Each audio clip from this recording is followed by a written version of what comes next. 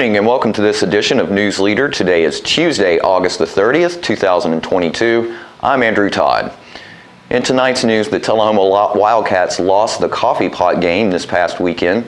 A former Grundy County deputy was sentenced to 6 years in prison for abusing inmates, and the 41A Fest is coming up.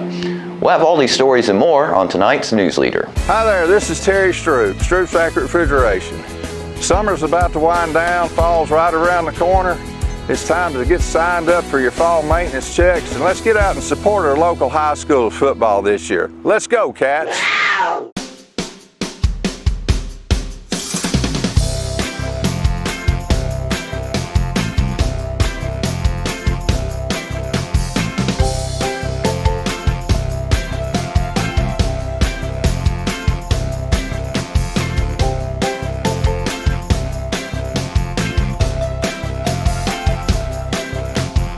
Parkview Senior Living, active, independent senior living at its finest. Do you love sports? Then you should know about STEM. Because maximizing nutrition, analyzing peak muscle performance, calculating the perfect shot, and more are all made possible by science, technology, engineering, and math. In fact, there are more careers than ever in sports science. So if you have a passion for sports, then think about getting involved in STEM and improve everyone's game on and off the field. Get inspired at SheCanSTEM.com. We teach Parkinson's patients how to move big and not let the Parkinson's slow them down. I've had patients I've treated in-house that could not even stand up, could not roll over in the bed, left the facility walking with a walker, have come back to us in outpatient and continued their big program and are now completely handling life. The success of the program is just phenomenal. Let us champion your recovery. Life Care Center of Tullahoma. There's a lot of talk about the risks associated with the COVID-19 vaccine, but the reality is, it's safer than going for a run. Give it a shot. Find a free appointment today at covid19.tn.gov. Welcome back. Coach Coy Sisk received his first career loss as head coach of the Tullahoma Wildcats at Friday night's coffee pot game, which saw the Coffee County Red Raiders score 14 unanswered points in the first quarter before Jackson Sheffield ran it in just before halftime to put Tullahoma on the board. Tullahoma's first possession of the second half saw the Wildcats drive down the field again to tie it up at 14 before the Red Raiders scored two more touchdowns in the third quarter and one more in the fourth, ending the game at Coffee County 35 and Tullahoma 14. We spoke to Coach Sisk after the loss. Last night was the coffee pot game against Coffee County, and our young men made a good effort, but we couldn't get to the finish line on this one, Coach. Hey, that was it right there. Tough game, a great atmosphere, and it was. I thought Tullahoma turned out well, and it looked like we had a really big crowd. But hey, our guys. Hey, first time we had a what I'd call a true test during an emotional football game. And John, just still a learning process for some of our guys.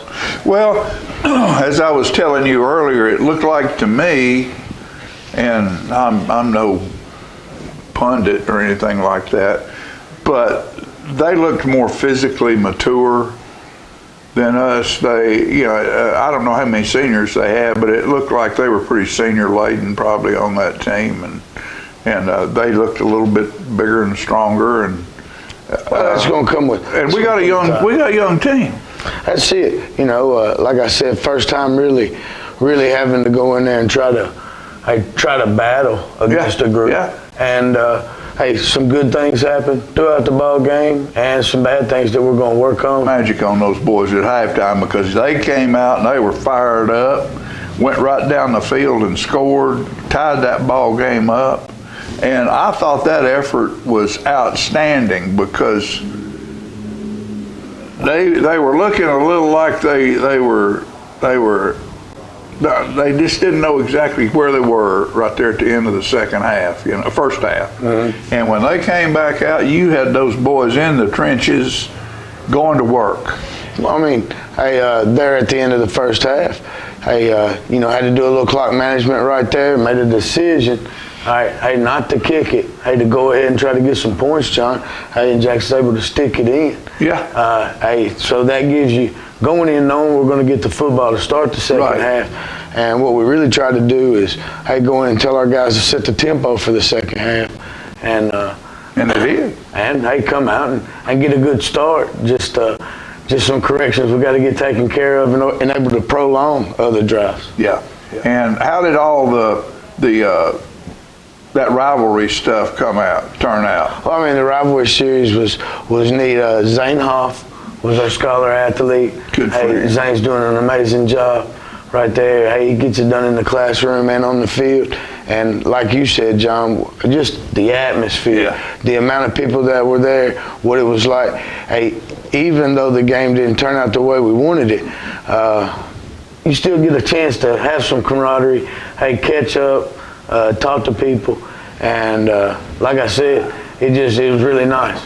And to best of my knowledge, we really didn't have any nonsense go on this year, did we? Maybe a little bit? No, sir. I mean, as far as mouthing and hanging chickens off a goal post. Yeah. Hey, none of that. Nobody got out and vandalized anything. And hey, maybe that's showing a little maturity on both parts. Things are gonna happen, but what are you gonna do?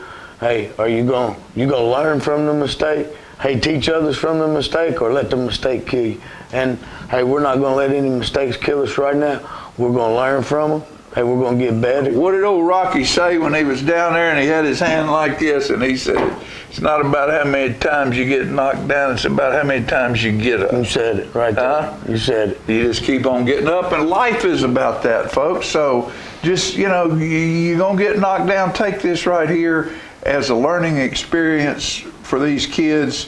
They'll realize down the road somewhere when they get the feet knocked out from under them, Coach Sis told me, if I have eyes, feet, and hands, I can get through this. Got it. And there you go. And we'll be right back after these messages. MacArthur Manor Assisted Living is passionate about creating better experiences for our Manchester seniors. Our residents describe us in a few words. Welcoming. When you walk through the doors at MacArthur Manor, we'll treat you like family. Caring. Through high standards of personalized care, we help residents live life to its fullest. Engaging. With a wide range of life-enriching activities, there is something for everyone at MacArthur Manor. With our residents and staff now vaccinated, call us today to schedule your safe and personalized tour. Do you love sports? Then you should know about STEM. Because maximizing nutrition, analyzing peak muscle performance, calculating the perfect shot, and more are all made possible by science, technology, engineering, and math. In fact, there are more careers than ever in sports science. So if you have a passion for sports, then think about getting involved in STEM and improve everyone's game on and off the field. Get inspired at SheCanSTEM.com. We tend to lose our motivation when we have something that's chronic, but you've got to do what you can early on as you can.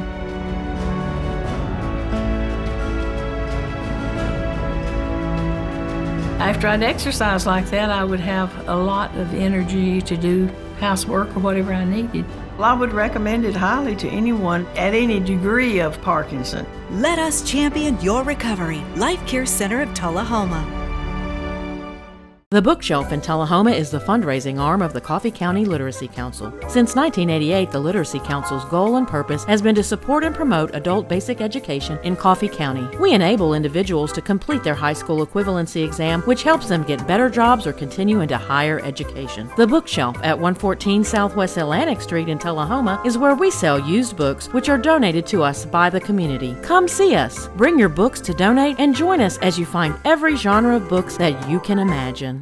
Welcome back. Former Grundy County Sheriff's Department Chief Deputy Anthony Tony Bean, 61, has been sentenced to 72 months in federal prison after he was convicted earlier this year on 3 counts of deprivation of rights and for punching people in the face after they were under arrest. The defendant was also charged with 1 additional count of the same crime for which he was acquitted by federal jurors in Chattanooga. On Friday, U.S. District Judge Travis McDonough sentenced Bean to 72 months for each of the 3 violations of federal law, with each sentence to run concurrently. The defendant will also be subject to 2 years of supervised release after his stay in prison. He must also pay court fees and will have to perform 150 hours of community service. U.S. Attorney Francis Hamilton said, quote, "Nobody is above the law. The defendant, Anthony Tony Bean, abused his authority and violated the civil rights of arrestees by physically assaulting them while they were restrained and not posing any threat. A sentence of 72 months sends a strong message to the community that the abuse of arrestees will not be tolerated, and law enforcement officers who break the law will be held accountable for their actions," end quote. During his trial in June, jurors heard evidence that Bean used excessive force by punching a victim referred to only by their initials as CG on 2 occasions, while the defendant was the chief of the Tracy City Police Department in Tracy City, Tennessee. While being arrested, CG was handcuffed and compliant, but Bean was merciless, the feds alleged. He repeatedly punched the arrestee in the face, ultimately causing them pain and various other injuries. By 2017, Bean's job had changed, but apparently not his behavior. During an arrest that year, a similar scene played out when he was the chief deputy of the Grundy County Sheriff's Office in Grundy County, Tennessee. This time, another compliant handcuffed individual, referred to as FM, was again repeatedly punched in the face. Jurors also heard evidence that Bean would occasionally brag about his use of excessive force. Deputy Attorney General Kristen Clark said in a press release as to the elder Bean, quote, "Law enforcement officers who violate victims' rights also violate the trust of their communities. The Department of Justice will hold accountable those officers who abuse their authority, whatever they may be," end quote. According to witnesses present in the courtroom, after the defendant was convicted and the court ordered that he be detained, he yelled words to the effect, quote, "I'm not sorry for what I've done, but I'm sorry for what I've done to my family." The 12th Annual 41A Festival will be held Saturday, September 24th at Grider Stadium and has announced its 2022 lineup. At 2 o'clock, Chase Clanton and Vintage Vibes. At 3:30, Stagger Moon Band. At 5 o'clock, Utopia. At 6:30, Motley Inc., a Motley Crue tribute band. And at 8:15, Atomic Punks, a Van Halen tribute band. The 41A Music Festival is the main fundraising event of the Highland Rim Kiwanis Club and fun for the whole family. And after these messages, we'll be right back. It's not invoice. It's not MSRP. It's not Christmas Day, although it may feel like it. It's the lowest prices in Middle Tennessee, period. Get to Stan McNabb Chrysler Dodge Jeep Ram or Stan McNabb Chevrolet Buick GMC Cadillac before these prices are gone forever. Times are very challenging right now, and stress levels are high. Reports indicate overdoses on the rise in communities across the state of Tennessee. Those experiencing addiction and their loved ones may be struggling to navigate through all the change. We want you to know that deaths from overdose are preventable. And help is available. Anytime. Day or night. How do I know? How do I know? I am a face of recovery in Tennessee.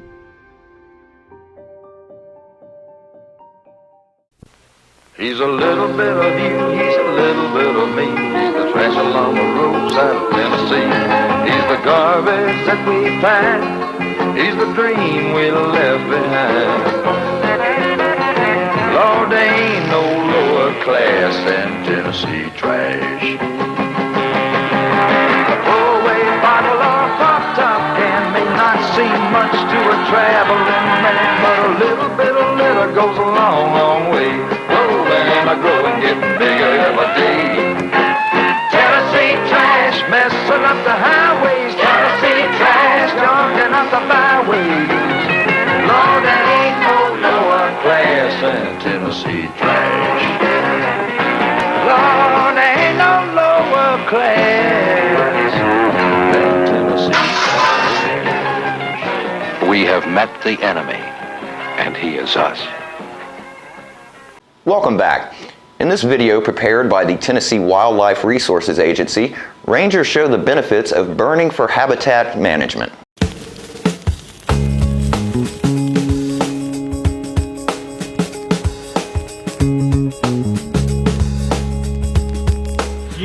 You can start right there and come down this back side. Fire has been used a long time in history. A lot of the old farmers used it basically because it was cheap. It gets rid of old vegetation, suppresses woody vegetation, and the plants are more nutritious when they come back up. See, right there is that little oak. See the one with the leaves still on it? That's a little white oak. You know, and that very well could have survived, and I will do everything I can when I come back in here to dodge that little dude. When you look at a burn on a field, it not necessarily has to, incinerate everything. We're looking for a mosaic across the land. It's okay if fire skips some places and maybe burns up others. You know, if I've got the scattered oaks in here, intermingled with open areas, man, that's excellent, you know. Because that way we've got a mass crop and we've got a bushy, weedy area. Man, that's just excellent. We had a really good burn, and as far as fire, timing and safety are real concerns. We don't want to burn during the nesting season, so typically our burn dates are in the late winter, early spring. What we burned here was in around the 1st of March, and basically we put a fire line around these fields using a tractor and a disc, and it contains the fire. We get fire permits and check the weather conditions, and if the wind's right, we light it up.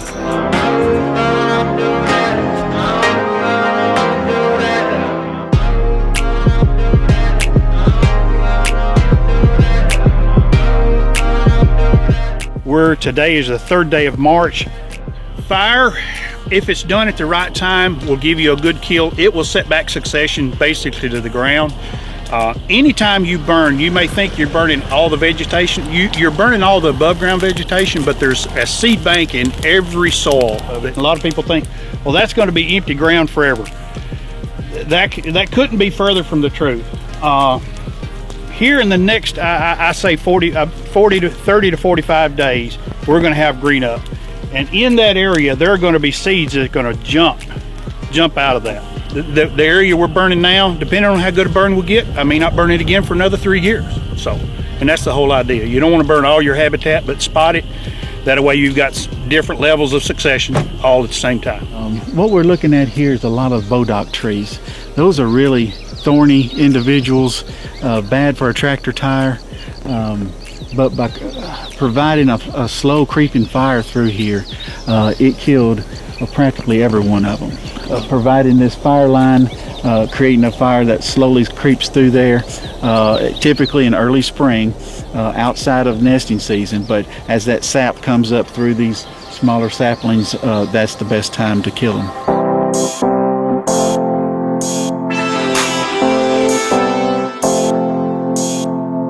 More species will use a more weedy field than a high canopy, high forested area. Those are, gosh, they're beautiful places. But you know, there's more species that can be found in a weedy, overgrown field than in that high canopy. You look at a field, it serves as many purposes for birds, brood habitat for baby turkeys, and habitat for deer. Right now in June, the does are coming off with their fawns, and this is exactly where they're going to be. Man. There's some plants out here that are more nutritious than I would say soybeans, especially plants like corn. So some of this early successional growth could get as high as 30% crude protein. This is 1 year's growth of a Chickasaw plum. Look at this. You might well say, well, why are you letting that grow and not letting the privet grow? Well, this is a native species. 2, this produces a large fruit that multiple animals will partake of. Deer, turkey, possums, groundhogs, everything will come and eat the fruit off of these. But it'll produce basically a plum that's about the size of the end of your thumb. So in this fire line here, you'll get ragweed. It's got the genus name Ambrosia, which means food of the gods. So when somebody named that plant, they must have got it right. But this in the fall, this this plant will provide many seeds for the quail, and this will be just dominating this fire break. Yes, if we look, we got these clumps of grass, but then if we get down in here below it, we got areas of dirt. And that's what the advantage of these clump forming species do. The small quail and the small turkey, especially when they're still in their down, before they get their feathers, they're having to scurry along the ground. But in these areas where you have these clump forming species, the native warm season grass, you'll have a clump of grass and then an open area for those little guys to get in here and scurry around. I mean, they're not walking up here, they're walking right down here on the ground, and they can get around in these little funnels. They're still protected from above, from avian predators. Right here, it's a type of bean. You know, that's not a soybean. That's their native bean, and quail really love that. It is charred, but it's good leaf out. So this small persimmon clump, these are probably all the same, from the same clump. So you know, these have male and female males. We don't know which one of these is going to be, but these do have a good, relatively good wildlife value. The deer, the possums, birds, all will eat the fruit from this tree. The plant community really responds with a burn. You can't really get that with a mow. Diversity is what you're trying to shoot for. One monoculture of fescue across the landscape is not good for wildlife. All the animals have a choice here, so we're giving them 1 year, 3 years, and maybe 5 years. So we're playing to the rabbits, the quail, and the deer, plus the turkeys. If I can have an impact to another covey of quail makes it through the winter, or another rabbit gets to make it through, or a duck has food to eat, or a squirrel has a tree to climb and nuts to eat, and turkey have another tree to roost in, I've said it once, that'll make me a happy man. The greatest joy is spending all this time and going up to the parking lot and seeing a guy dragging out a deer, and you're knowing that you influence that, and that guy's day is, you know, filled with joy, and throughout the whole year you're here working to make that happen. So I really enjoy that.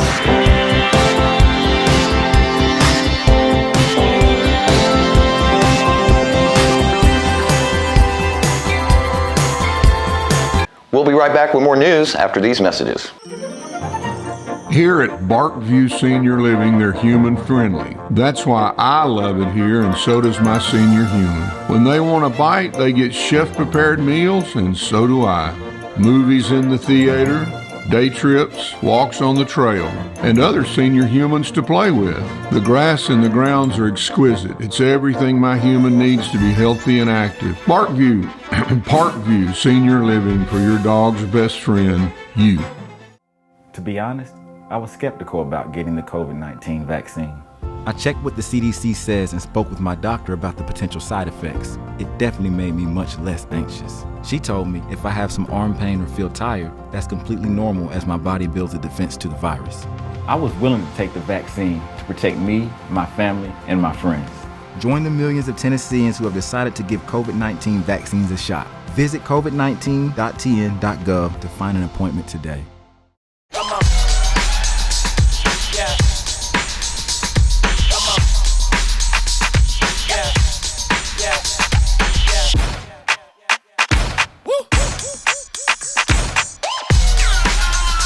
You're not going to get it all right. Just make sure you nail the big stuff, like making sure your kids are in the right seat for their age and size. Get it right at nhtsa.gov/the-right-seat. Welcome back. In this video from the Tennessee Department of Health, Dr. John Dunn speaks about ticks and mosquito-borne illnesses and things Tennesseans can do to help protect themselves and their family. In Tennessee, every year we have cases of tick-borne illness, and we want people to understand that when they're out and about hiking or even in their yards, they have the opportunity to have exposure to ticks. There are a number of different things that people can do to help prevent tick bites, and that includes using repellents. Grass mowed, keeping brushy areas trimmed back, when you're out on trails, being aware that the more you're in the brush, those are the areas that ticks like to grab onto you. We have a couple of mosquito-borne diseases in Tennessee, primarily West Nile virus and La Crosse encephalitis virus, which occurs in the eastern part of the state. There's some simple things people can do to avoid mosquito bites. When you're out and about, using EPA-registered repellent is a good way to avoid mosquito bites. Reducing the number of mosquitoes around the home is a really good way to help reduce the risk of being bitten. And mosquitoes can breed in a very small amount of water. So, people being aware of their flower pots, of any type of vessel that could hold a little bit of water in their environment and emptying those can reduce the number of mosquitoes that are around their house and that could get into their house. And stay with us, we'll have your weather forecast right after these messages. Hi there, this is Terry Stroop, Stroop's Accurate Refrigeration. Summer's about to wind down, fall's right around the corner. It's time to get signed up for your fall maintenance checks, and let's get out and support our local high school football this year. Let's go, Cats! MacArthur Manor Assisted Living is passionate about creating better experiences for our Manchester seniors. Our residents describe us in a few words. Welcoming. When you walk through the doors at MacArthur Manor, we'll treat you like family. Caring. Through high standards of personalized care, we help residents live life to its fullest. Engaging. With a wide range of life-enriching activities, there is something for everyone at MacArthur Manor. With our residents and staff now vaccinated, call us today to schedule your safe and personalized tour. Hi, I'm Fran Gray with Alzheimer's Tennessee. When you receive a diagnosis of Alzheimer's disease for yourself or someone you love, please know that you do not have to go through this journey alone. Alzheimer's Tennessee is here for you to provide support and education, all the help you may need to get through this challenge. Our number is 931-434-2348. We encourage you to give us a call. We're here to help. Welcome back. We'll take a look at your weather forecast at this time, starting with your weather history on this date. Our record high was in 1951 at 100 degrees. The record low was in 1992 at 50 degrees. The average high for this day is 86 and the average low is 64. Partly cloudy for tonight with a low of 64. Sunny skies for Wednesday with a high of 85 and a low of 60. And sunny skies continue for Thursday with a high of 89 and a low of 66. And that's our News Leader Report for this evening. We invite you to join us each Tuesday, Thursday, and Saturday evenings at 6, 8, and 10 p.m. for News Leader. Stay safe and have a great evening.